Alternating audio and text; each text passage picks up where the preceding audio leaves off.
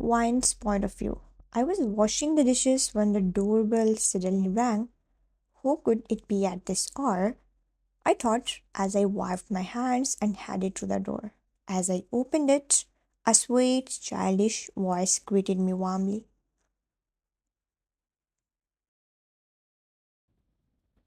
안녕하세요, 언니. She bowed politely, her smile so pure and endearing that it instantly melted my heart. Such a well mannered little girl. I thought, noticing a woman standing beside her, it was Mina's mother, Bhumi.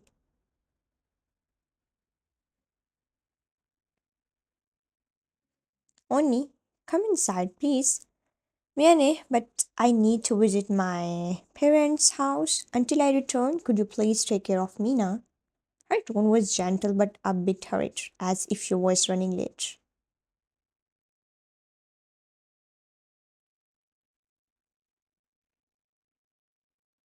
Of course, Onni, she is just like my daughter, so don't worry. Kamsamnida, I really appreciate it. I will get going now. Please give your parents my regards.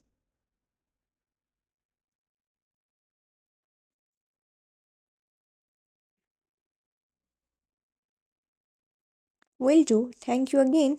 I'm running late, so goodbye for now. With that, Bhumi hurried away and Mina stepped inside.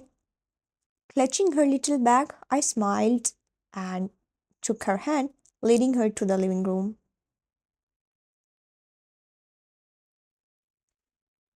As Mina and I sat in the living room, I turned to her with a gentle smile. Mina, would you like some juice? Her eyes sparkled as she nodded enthusiastically. Yes, Oni, can it be strawberry?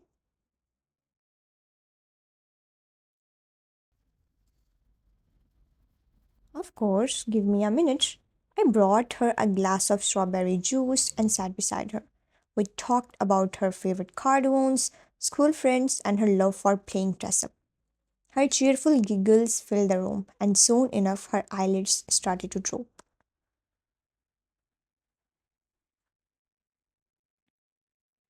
It wasn't long before she fell asleep on the couch, hugging a cushion tightly. I gently covered her with a blanket and headed to the kitchen to prepare dinner. The aroma of freshly cooked dishes filled the house just as the doorbell rang again.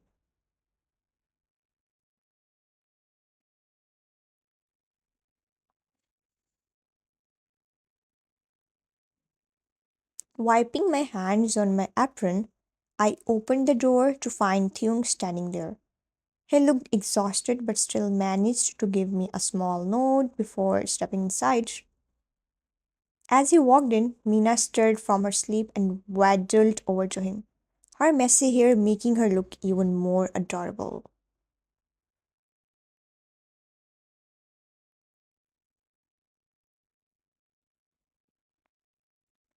A soft smile appeared on Thing's lips as he crouched down to her level. And who is this cute little bird in my house, huh? Mina giggled, her sleepy voice full of mischief.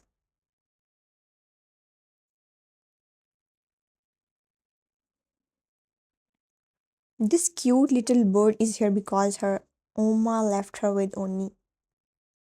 Young chuckled and scooped her up effortlessly, her small arms wrapping around his neck. His tired expression seemed to fade away as Mina's laughter echoed in the room.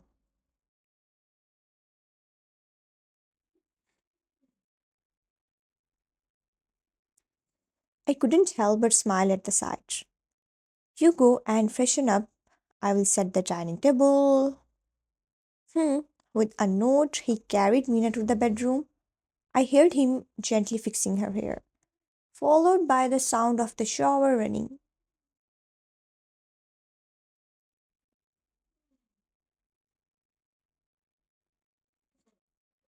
A few minutes later, Mina dashed into the kitchen, her hair now neatly combed. Oni, let me help.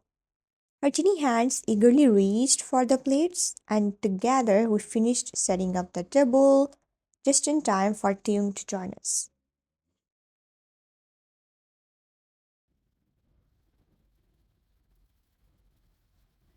Dinner was lively as Mina chattered away, making both Taeyong and me laugh.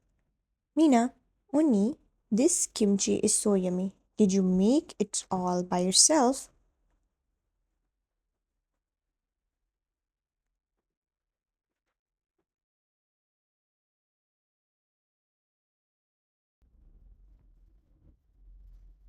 Of course, but it tastes better because you are eating it with such a big smile. Mina giggled, her cheeks puffed with food.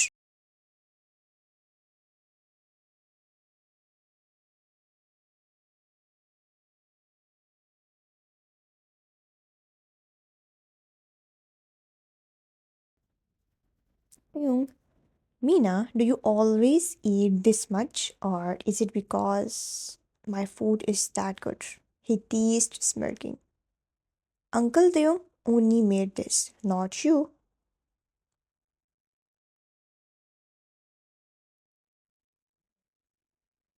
She playfully pouted, making Taeyong chuckle. Fair enough, I will take no credit then. Mina pointed her chopsticks at him dramatically. Good, because Oni is the best cook ever. Taeyong raised his hands in surrender.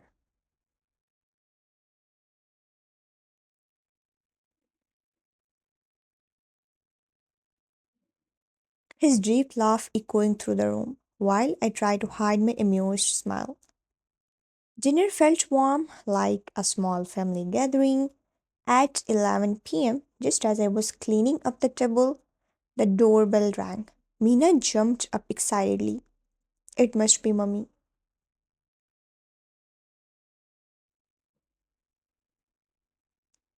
I opened the door and Bhumi stepped inside. Smiling softly, she paused for a moment, watching Tyung play with Mina. He was pretending to be a monster, chasing her around the living room while she squealed in delight.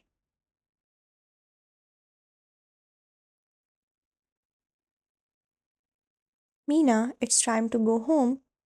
Mina clung to Tyung's arm, her sleepy eyes wide with pleading.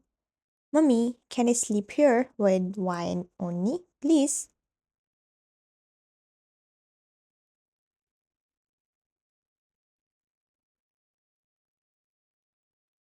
Bomi smiled awkwardly. Clearly catch off guard. They also need to rest, Mina. You have probably made wine very tired today. I quickly shook my head, waving off her concern. Honey, it's nothing like that.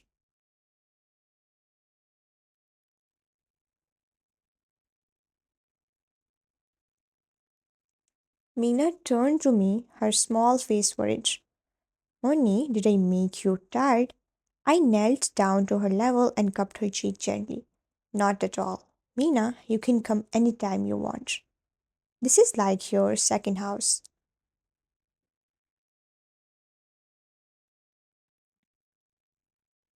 Bomi gave me a grateful smile.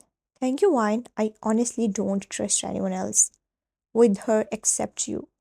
I nodded, feeling a warmth in her words. Okay, let's go now. Good night.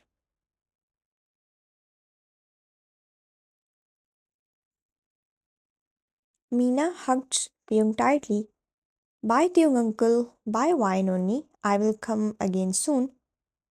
We both waved as they left. The house suddenly quiet again.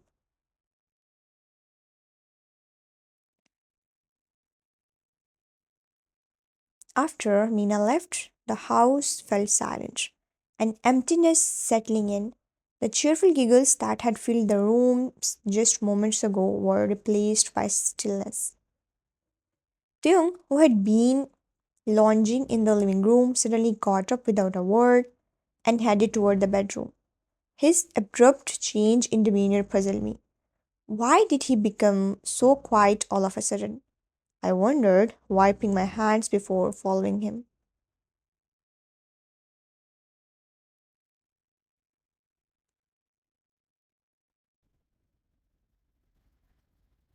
When I entered the room, I found him sitting on the edge of the bed, his laptop resting on his legs as he worked intently. I hesitated for a moment, but then quietly sat on the opposite side of the bed, unsure how to approach him. Just as I was about to say something, his phone rang sharply, cutting through the silence. Theo glanced at the screen, his expression hardening before he answered. Hello, Mom.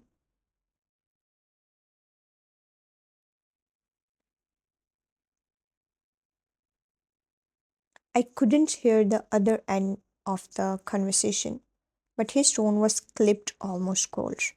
Mom, I have told you numerous times. I will think about it.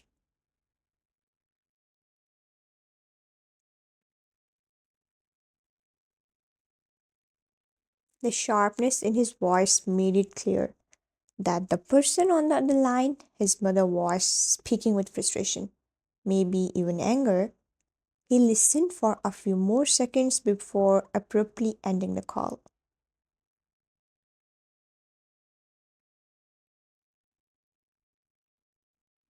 I hesitated, but finally gathered the courage to ask, what happened? He didn't even look at me. Nothing. His response was curt and he immediately returned to his work.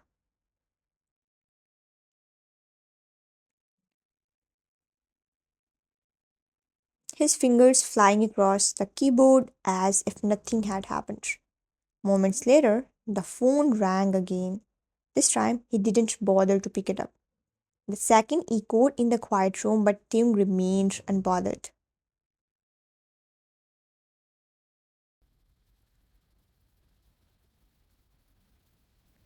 His attention fixed on the screen in front of him.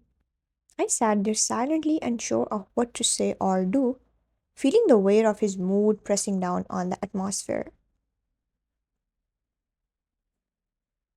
One's thoughts. Should I ask him why did he talk to his mother like that? What could it be about? I glanced at Taehyung, his face calm but distant as he focused on his laptop.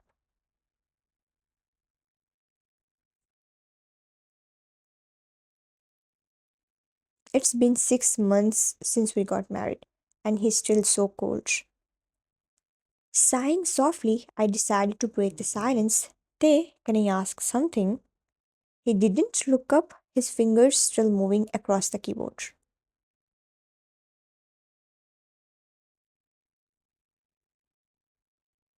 Hmm, what is it? I hesitated but finally spoke. What's happened to you? Is there something you're hiding? He stopped typing momentarily. His eyes filled on the screen.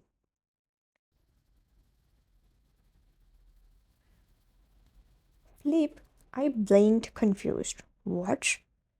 He looked at me briefly before repeating. I said sleep. It's late. You will get to know at the right time. His tone left no room for argument. Reluctantly, I lay down, my mind swirling with unanswered questions until I drifted off. The next day, being a Sunday, Theung stayed home. After lunch, we sat in the living room. I was on the phone with my friend Yuna, laughing as we reminisced about college days. Yes, Yuna, I remember that boy in college who was always following you around. What was his name again?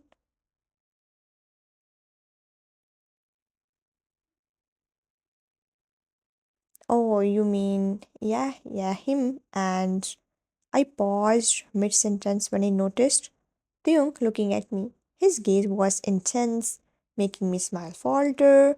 As soon as I met his gaze, he turned away, pretending to scroll through his phone. The doorbell rang suddenly, interrupting the moment. Yuna, I will call you later. Okay, bye. I ended the call and went to open the door. My smile brightened when I saw my mother in law standing there.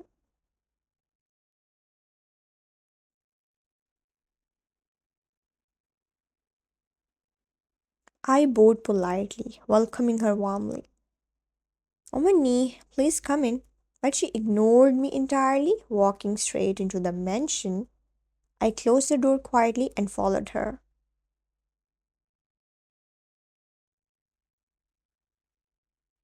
Dear, why were not you answering my calls yesterday? I was busy. She crossed her arms, her tone sharp. I don't care about your excuses. I need a grandchild.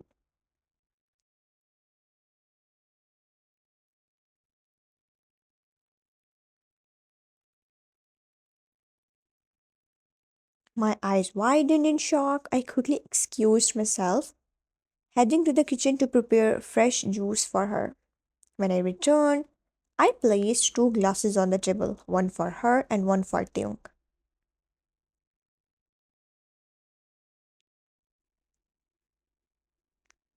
I don't care if you are busy or not. If I don't get a grandchild soon, I will find another girl for you to marry. Her words stung, but I tried to stay calm.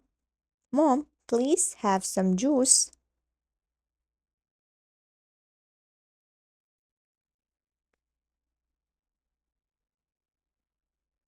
I will drink it if I want. What's the point of being a wife if you are infertile? Hyung slammed his phone on table, his voice firm and angry. Mom, don't disrespect my wife.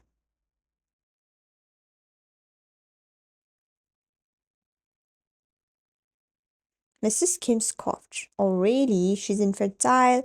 That's why you're avoiding this conversation about having children. Think wisely, Taeyong. You only have 1 month.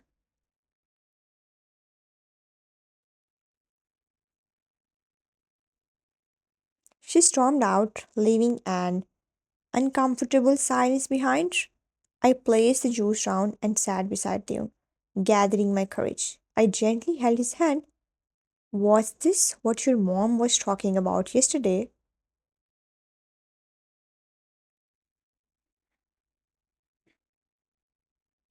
He nodded, his jaw clenched. I'm sorry, I didn't discuss it with you earlier. I know this marriage was forced on you and I didn't want to make you uncomfortable. His words made your heart ache.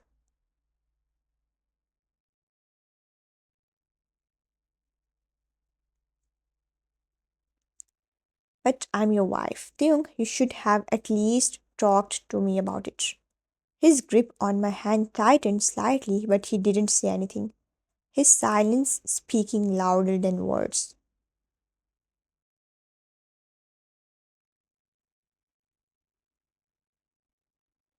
As the silence lingered between us, Theung suddenly broke it with an unexpected question. Are you comfortable with it if we had a child?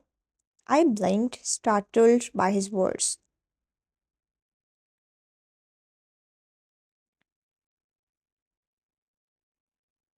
I knew it, he loves kids so much. He's always playing with Mina like she is his own daughter. Why am I asking you something? His voice pulled me out of my thoughts and I flinched slightly before nodding.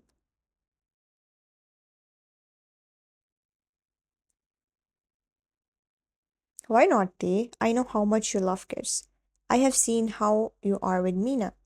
He gave a small smile, his usual cold demeanor softening for a moment. Yes, it's true.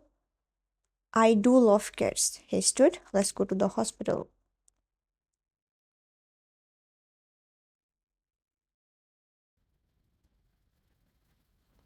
And I sat in the doctor's office, the sterile smell of disinfectants filling the air. My hands trembled slightly, but Tyung's firm grip on mine steadied me. After running a series of tests, the doctor returned. Her expression neutral yet professional. She adjusted her glasses and took a seat in front of us. Mr. and Mrs. Kim, we have completed all the necessary examinations. The results show that she hesitated as if carefully choosing her words. Mrs. Kim, you have a condition that makes it impossible for you to conceive naturally. Her words felt like a heavy blow to my chest. I stared at her, disbelief flooding my mind. Are you sure? There must be some mistake.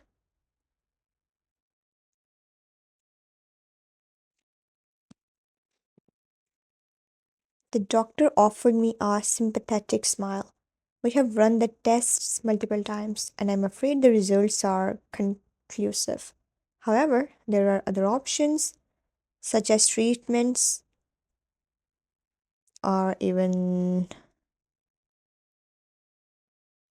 I looked down at my hands, unable to meet her gaze. My mind raced with the weight of her words, infertile. The label stuck to me like a cruel scar. Tim remained silent, his jaw clenched tightly. His hand moved from mine to rest gently on my back.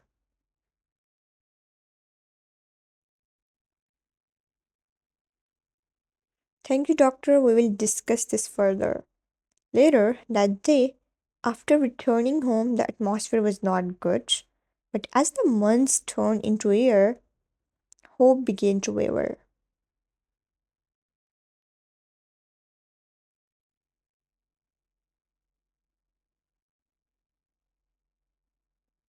Despite their efforts, I didn't conceive. The once air in the house turned heavy with unspoken tension. One afternoon, Mrs. Kim arrived unannounced. Her sharp voice filled the living room as she confronted Taehyung.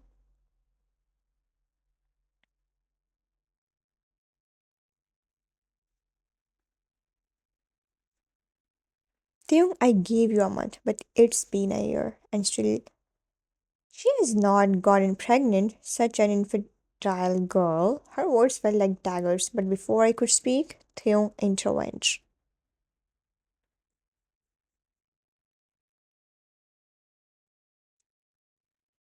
If it doesn't happen, then we will, but I will never leave wine. Mrs. Kim gasped, her outrage palpable. Are you out of your mind? You want to make some poor orphan our hire?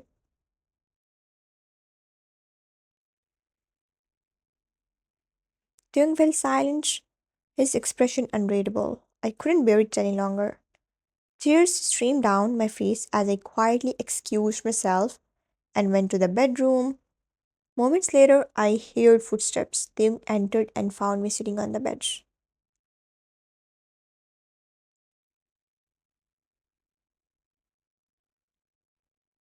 My face buried in my hands. Hey, don't mind her words. I looked up at him, my voice trembling. But what she said was true, they.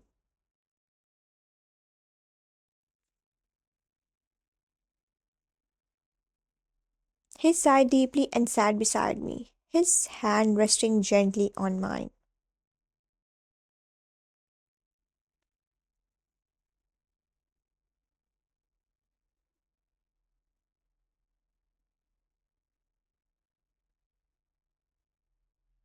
He nodded, his expression earnest. For the first time in what felt like ages, I felt a glimmer of hope.